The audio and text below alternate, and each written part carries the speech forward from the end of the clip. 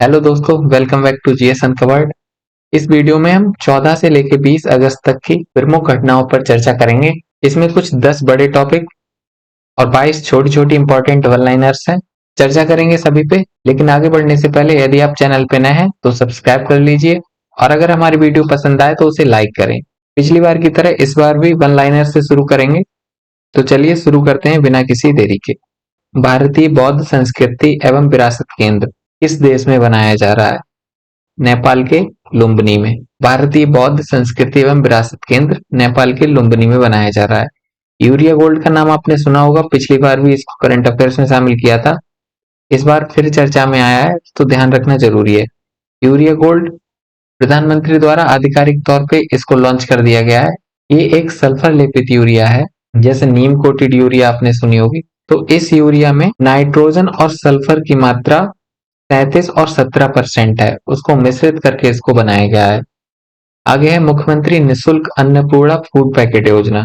इसे राजस्थान सरकार ने 15 अगस्त 2023 को ही लॉन्च किया है और इसकी विशेषता क्या होगी? इसमें खाद्य सुरक्षा अधिनियम के तहत शामिल जो परिवार हैं उनके अलावा उन परिवारों को भी शामिल किया जाएगा जिन्हें महामारी के दौरान 5,500 रुपए की सहायता मिली थी। ये इनकी ही एक योजना होगी जिसमें इस प्रकार की सहायता दी जा रही होगी, तो उनको भी इसमें शामिल किया है। वर्तमान जो सरकार है, गहलोत सरकार, उसका एक नारा है, राजस्थान में कोई भूखा ना सोए। तो उसी को आगे बढ़ाने के लिए इस कार्यक्रम को लॉन्च किया है। आगे है अंडूरी उत्सव। इसे उत्तराखंड के उत्तरकाशी जिले के दयारा बुग्याल, ये एक जगह है दयारा बुग्याल, वहां मनाया जाता है। दयारा बुग्याल दरअसल वहां पर प्राचीन घास के मैदान है। ये समुद्र तल से 11,000 फीट की ऊंचाई पर स्थित है और इसे वाटर फेस्टिवल भी कहा जाता है, क्योंकि इस फेस्टिवल में लोग खेलते समय एक दूसरे को मक्खन, दूध और छाछ लगाते हैं। अगला है पीएम ई बस सेवा। इसे अभी अभी 16 अगस्त को लॉन्च किया गया है और ये पीपीपी मॉडल पे, मतलब सार्वजनिक निजी भागीदारी मॉडल पर आधारित एक सेवा है और इसके माध्यम से 10,000 ई बस चलाई जाएंगी। इसकी विशेषताएं हैं कुछ, जैसे पहली तो ये कि इसमें उन शहरों को कवर किया जाएगा जो 2011 की जनगणना के अनुसार 3 लाख या उससे अधिक आबादी वाले क्षेत्र हैं और उनमें भी उन शहरों को प्राथमिकता दी जाएगी जहां पर कोई सुव्यवस्थित बस सेवा उपलब्ध नहीं है। तो ये थी पीएम ई बस सेवा। अगला है ए हेल्प कार्यक्रम। इसे हाल ही में पशुपालन और डेयरी मंत्री हैं, उन्होंने लॉन्च किया है। इसका काम क्या होगा? जैसे आपने बैंक के क्षेत्र में बैंक सखी सुना होगा, ऐसे ही पशुपालन को बढ़ावा देने के लिए और पशुओं की देखभाल, रोग नियंत्रण, कृत्रिम गर्भाधान, पशु टैगिंग आदि क्षेत्रों के लिए प्रशिक्षित महिला एजेंटों को सूचीबद्ध किया जाएगा। ये सेम उसी प्रकार की होंगी जैसे बैंक सखी थी। अगली है टिटिकाका झील। टिटिकाका झील बोलीविया और पेरू की सीमा पर अवस्थित है। इसकी लोकेशन देख लीजिए आप पहले।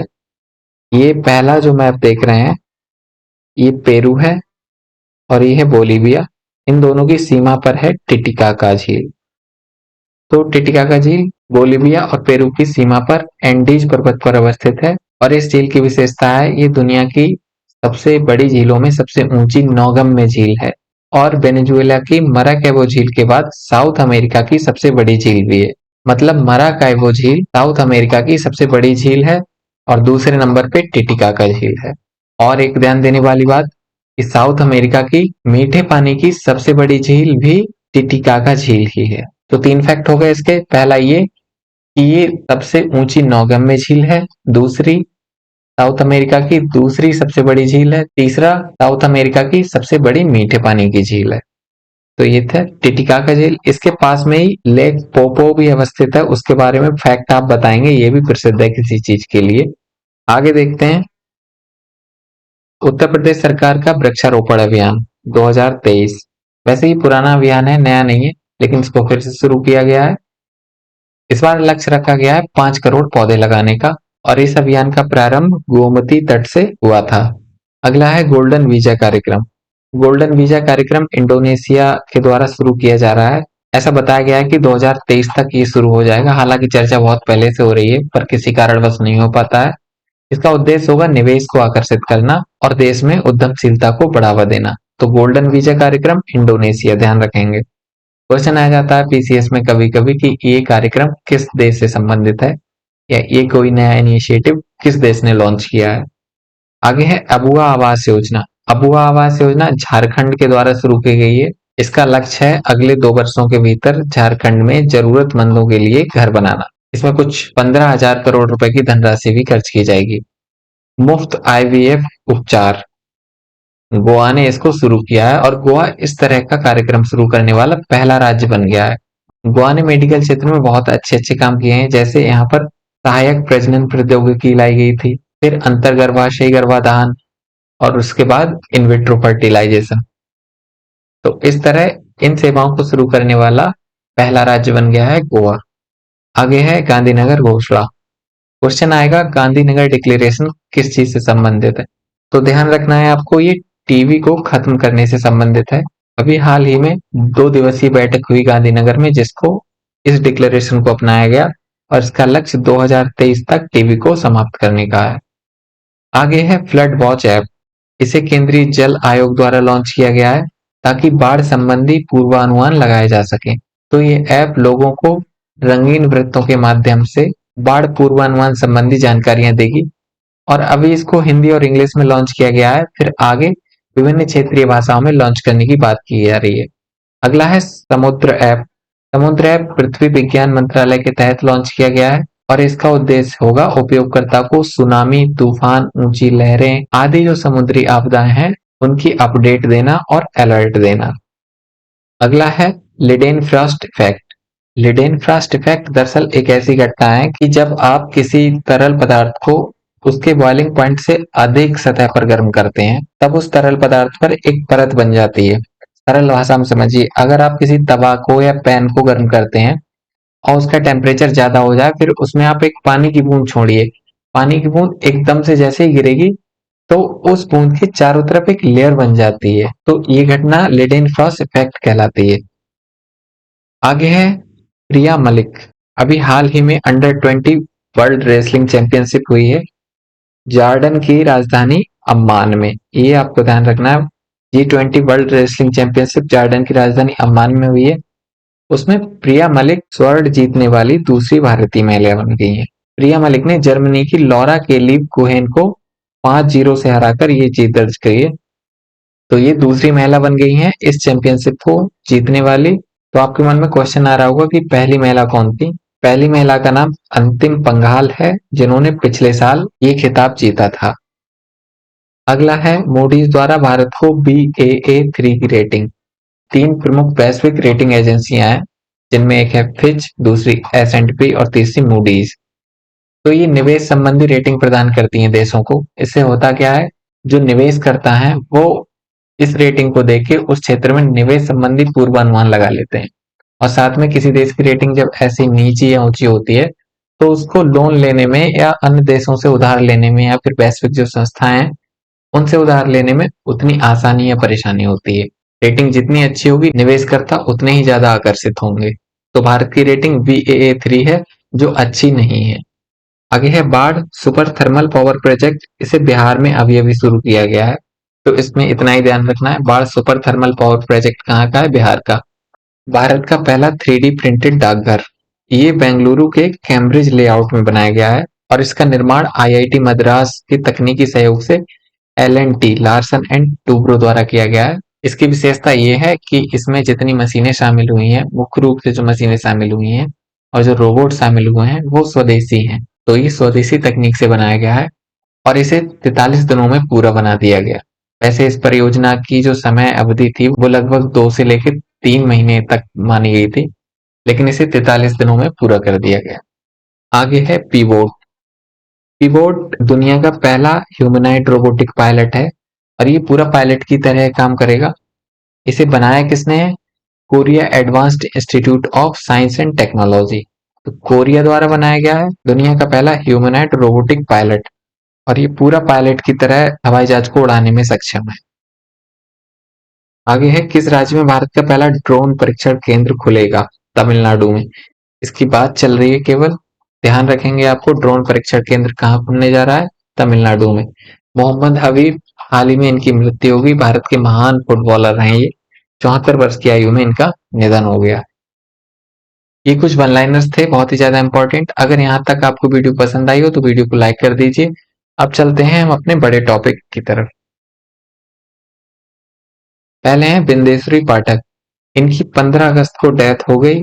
ये प्रसिद्ध समाज सुधारक रहे हैं। आपने नाम सुना होगा, स्वच्छता और सफाई को लेकर, मैनुअल स्कैवेंजर्स के हक में लड़ाई करने को लेकर और सुलभ शौचालय जैसी व्यवस्था को प्रमोट करने को लेकर। तो उन्होंने एक संस्था की स्थापना भी की थी, Sulabh international social service organisation. Main highlights देख लेते हैं। 1943 में इनका जन्म हुआ था बिहार के वैशाली जिले में। इनके गांव का नाम रामपुर बघेल था। अगर ध्यान रखना है आपको तो इतना ही रखिए, बिहार के वैशाली जिले में डॉक्टर बिंदेश्वर पाठक का जन्म हुआ था 1943 में। 1968 में इन्होंने डिस्पोजल कंपोस्ट शौचालय बनाया, जिसे कम खर्च में घर के आसपास की सामग्री से बनाया जा सकता था। और सबसे क्रांतिकारी काम हुआ 1970 में, जब सुलभ आंदोलन की शुरुआत हुई और भारत में सार्वजनिक शौचालय प्रणाली शुरू करने के लिए सुलभ अंतर्राष्ट्रीय सामाजिक सेवा संगठन की स्थापना की गई। उसके बाद पहला सार्वजनिक शौचालय बिहार के आरा में बनाया गया नगर पालिका की मदद से।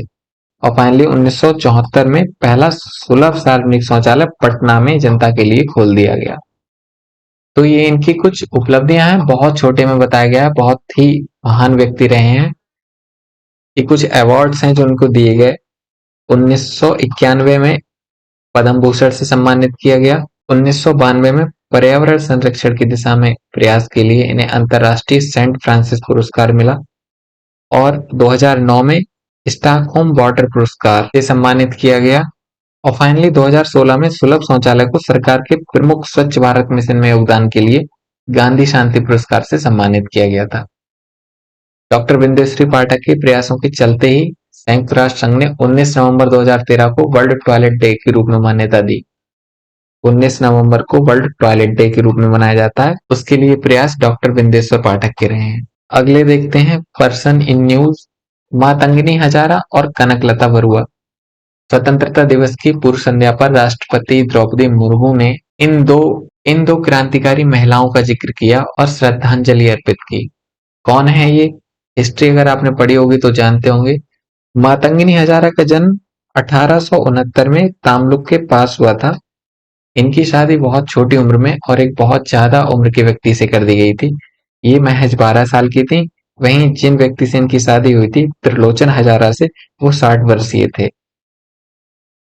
त्रिलोचन हजारा सबना आंदोलन के दौरान सक्रिय रहे हैं और वहीं से मातंगिनी हजारा भी सक्रिय रही। 1942 का जो भारत छोड़ो आंदोलन था, उसमें 73 वर्ष की उम्र में भी निडर होकर इन्होंने क्रांतिकारियों के एक बहुत बड़े जुलूस का नेतृत्व किया था।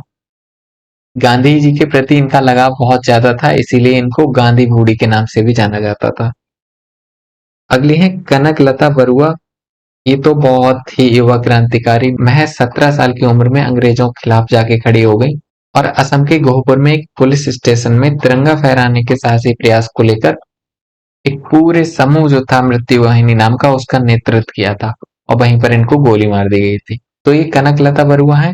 इन दोनों के बारे में बहुत कम जिक्र किया है इसमें, आप हिस्ट्री में इनको विस्तार से पढ़ सकते हैं।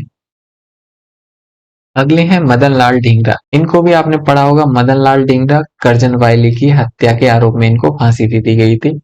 हाल ही में चर्चा में आए क्योंकि इनकी फांसी की 114वीं वर्षगांठ पर इनको सम्मानित करने के लिए अमृतसर के गोलबाग में एक स्मारक का आधिकारिक तौर पर उद्घाटन किया गया है।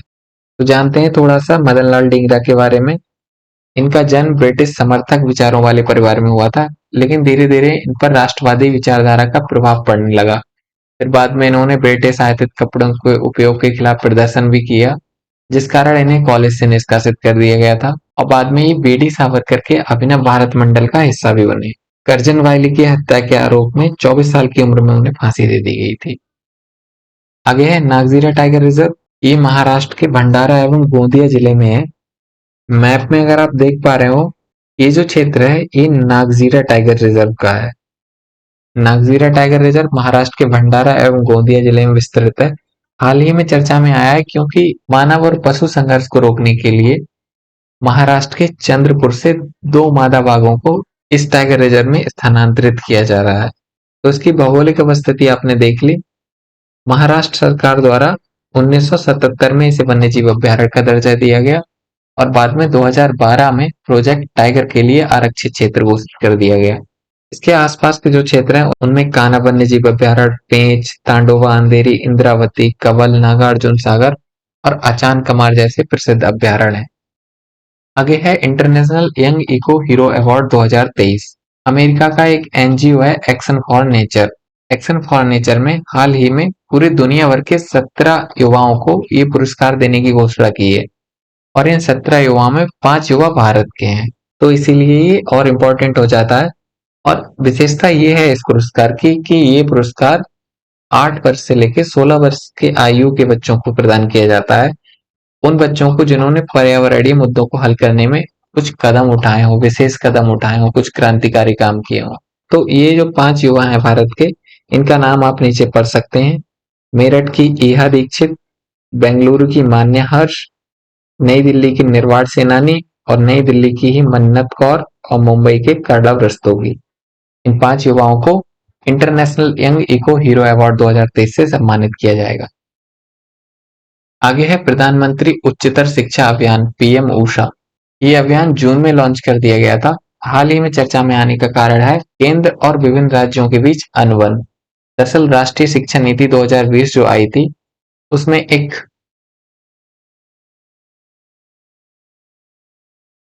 वो तभी सभी राज्यों वो सभी राज्यों में तभी लागू हो सकती है जब सभी राज्य केंद्र के साथ एक समझौता ज्ञापन पर हस्ताक्षर कर लेंगे। लेकिन अभी लगभग 14 राज्य ऐसे हैं जिनमें तमिलनाडु और पश्चिम बंगाल भी शामिल है जिन्होंने इस समझौते ज्ञापन पर हस्ताक्षर नहीं किए गए हैं। और उसका कारण है इसका एक प्रावधान जिसमें फंडिंग को 40:7 के अनुपात में बांटा गया है। ये है क्या, इसे विस्तार से समझते हैं। दरअसल पीएम ऊषा से पहले रूसा एक अभियान था, राष्ट्रीय उच्चतर शिक्षा अभियान रूसा, जिसे 2013 में लॉन्च किया गया था और उसका दूसरा चरण 2018 में आया था। इस प्रोग्राम ने बहुत अच्छे-अच्छे काम किए। मुख्यतः ये प्रोग्राम लाया गया था रणनीतिक वित्त पोषण के लिए और जो शैक्षिक संस्थाएं हैं उनमें रणनीतिक सुधार हो सके। उसने कुछ सुधार भी किया परंतु कुछ मुद्दे रह गए जिस कारण नीति आयोग ने विचार विमर्श करके एक नए प्रोग्राम को लॉन्च करने की बात कही। तो इसी को ध्यान में रख के रूसा को एक नए फ्लेवर में पीएम ऊषा नाम से लॉन्च किया गया जून 2023 में। तो एक तारीख आप ध्यान रखेंगे, जून 2023 में पीएम ऊषा को लॉन्च किया गया। पीएम ऊषा दरअसल केंद्र द्वारा प्रायोजित एक योजना है क्योंकि रूसा भी सेंट्रली स्पॉन्सर्ड स्कीम थी तो ये भी सेंट्रली स्पॉन्सर्ड स्कीम है। विशेषता क्या होती है सेंट्रली स्पॉन्सर्ड स्कीम की, उनमें जो राशि दी जाती है उसका बंटवारा केंद्र और राज्यों के मध्य होता है। मतलब कुछ राशि केंद्र खर्च करेगी और कुछ राशि राज्य खर्च करेंगे। तो वो एक अनुपात रखा जाता है कि नॉर्मल राज्यों के लिए 60% खर्च केंद्र सरकार करेगी और 40% संबंधित राज्य खर्च करेगा। कुछ विशेष राज्य होते हैं जैसे पहाड़ी राज्य हो गए, नॉर्थ ईस्ट राज्य हो गए, उनके लिए 90% खर्च केंद्र सरकार करती है और 10% संबंधित राज्य। तो पीएम ऊषा में भी 60% खर्च केंद्र सरकार करेगी और 40% राज्य सरकार। इसी मुद्दे को लेकर विवाद बना हुआ है। राज्य ये चाह रहे हैं कि केंद्र पे भार थोड़ा ज्यादा रहे, राज्यों के पास इतनी वित्तीय सुविधा है नहीं कि वो एनईपी के सुधारों को लागू कर सके। तो इसीलिए केरल, तमिलनाडु, पश्चिम बंगाल जैसे 14 राज्य हैं जिन्होंने इस समझौते ज्ञापन पर हस्ताक्षर नहीं किए हैं। अच्छा, सेंट्रली स्पॉन्सर्ड तो समझ ली, एक होती है सेंट्रल सेक्टर स्कीम जिसमें 100% फंडिंग केंद्र सरकार करती है। तो ये थी पीएम ऊषा योजना जो केंद्र प्रायोजित योजना है जिसका लक्ष्य है उच्च शिक्षा संस्थानों को रणनीतिक वित्त पोषण प्रदान करना। अगला है विश्वकर्मा योजना। अगर आपने 15 अगस्त को मोदी जी को सुना हो तो उनके भाषण में इस योजना का जिक्र किया गया था। इसकी प्रारंभिक घोषणा तो 2023 के बजट में कर दी गई थी और फाइनली इसे अब 17 सितंबर को विश्वकर्मा जयंती के अवसर पर लॉन्च किया जाएगा। है क्या विश्वकर्मा योजना? मुख्यतः ये ओबीसी समुदाय से संबंधित है। ओबीसी समुदाय के जो पारंपरिक श्रमिक और शिल्पकार लोग हैं उनके आजीविका को बढ़ावा देने के लिए 5% की रियायत ब्याज दर पे लोन दिया जाएगा। वो 1 लाख से लेकर 2 लाख तक होगा। हालांकि ये योजना ओबीसी समुदाय से संबंधित है पर इसमें लाभ सभी को होगा, अनुसूचित जाति, अनुसूचित जनजाति, महिलाएं, ट्रांसजेंडर और समाज के और भी जो कमजोर वर्ग हैं उन सभी को लाभ होगा। इसके तहत किन किन लोगों को शामिल किया गया है? सुनारों, लोहारों, धोबियों, हेयर ड्रेसर, कामगारों के विकास को सुनिश्चित किया जाएगा। लेकिन इसमें और भी बहुत सारे लोग शामिल हैं। अभी इसकी आधिकारिक चीजें पता नहीं चली हैं। आगे जब योजना लॉन्च होगी तो बहुत सारी जानकारी मिल जाएगी। अगला है लिम्फेटिक फाइलेरिया। लिम्फेटिक फाइलेरिया के लिए एक अभियान चल रहा है, वार्षिक अभियान है मास ड्रग एडमिनिस्ट्रेशन। इस पहल के दूसरे चरण का अभी हाल ही में उद्घाटन किया है। तो इस दूसरे चरण में 9 राज्यों के 81 जिलों पर ध्यान केंद्रित किया जाएगा और इन 9 राज्यों में असम, बिहार, छत्तीसगढ़, झारखंड, कर्नाटक, महाराष्ट्र, ओडिशा, तेलंगाना और उत्तर प्रदेश शामिल है। तो ये राज्य आप ध्यान रखेंगे, जिन जिन राज्यों से संबंधित है उन राज्यों के पीसीएस में आने की संभावना बहुत ज्यादा है। लिम्फेटिक फाइलेरिया के लिए मास ड्रग एडमिनिस्ट्रेशन के दूसरे चरण को शुरू किया गया है। होता क्या है लिम्फेटिक फाइलेरिया? इसे आम भाषा में हाथी पांव रोग भी कहते हैं और ये एक परजीवी के कारण होता है और इसका वाहक कौन होता है? संक्रमित मच्छर। संक्रमित मच्छर के काटने से ये रोग फैलता है। इस रोग को उपेक्षित उष्णकटिबंधीय रोग भी कहते हैं। तो उपेक्षित उष्णकटिबंधीय रोग वे रोग होते हैं जो एशिया, अफ्रीका के मध्य आय वर्ग वाले क्षेत्रों में फैलते हैं और इनको उपेक्षित भी कहने का कारण यही है कि इनके उपचार के लिए या फिर दवाएं जल्दी उपलब्ध नहीं होती हैं या फिर उन दवाओं के महंगे होने के कारण उनसे उपचार नहीं ले पाते। तो डब्ल्यूएचओ ने लिम्फेटिक फाइलेरिया को समाप्त करने का एक लक्ष्य रखा है। वो लक्ष्य 2030 है और भारत ने इसको समाप्त करने का लक्ष्य वैश्विक लक्ष्य से 3 साल पहले 2027 निर्धारित किया है। अगला है एमआरआई स्कैनर। भारत में निर्मित एमआरआई स्कैनर, ये पहला स्वदेशी एमआरआई स्कैनर है जो भारत में बनाया गया है और इसका निर्माण नेशनल बायो फार्मा मिशन के तहत किया गया है। तो जानते हैं स्वदेशी एमआरआई स्कैनर की विशेषताएं क्या है? इसमें तरल हीलियम की बजाय नाइट्रोजन का उपयोग भी किया जा सकता है और इस तरह की मशीनें बनाने की शुरुआत एक कार्यक्रम के माध्यम से की गई थी जिसका प्रारंभ 2015 में हुआ था। इस स्कैनर की विशेषता ये है कि बहुत ही हल्का है, इसे ट्रक पर लगाया जा सकता है और दूर दराज क्षेत्रों में भी ले जाया जा सकता है। एमआरआई होता क्या है? एमआरआई की फुल फॉर्म है मैग्नेटिक रेजोनेंस इमेजिंग।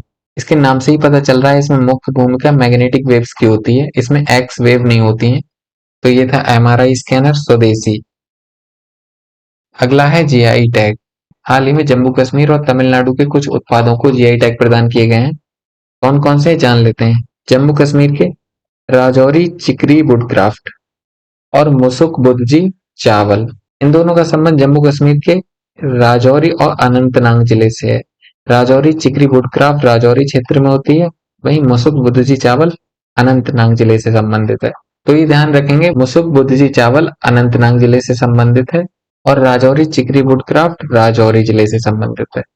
दूसरा है तमिलनाडु। तमिलनाडु के कन्याकुमारी जिले में एक मैटी बनाना है।